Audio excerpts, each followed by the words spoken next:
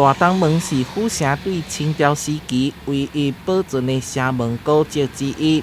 也毋过最近警察伫网络巡逻的时阵，却发现有查甫伫遮翕下歹看的相片，也佫引发袂少人讨论，连当地民众拢感觉伤过寒。是蛮夸张的一般人不会做这种事吧？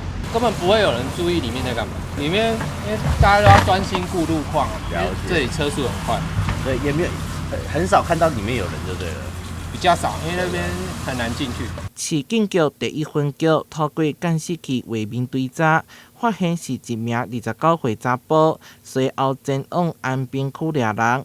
专案依照涉嫌妨害风化罪，送到台南地检署侦办。呼吁民众应该要尊重我们文化资产这个一个历史性跟庄严性。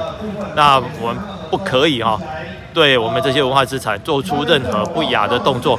当然，拍裸照这件事情，那是很直接的跟我们那个传统的我们城墙这个主要代表的文化历史的意象是抵触的。今年文化局嘛将庆祝建设300栋，认为这名查甫的行为已经严重损害古迹文化的尊严。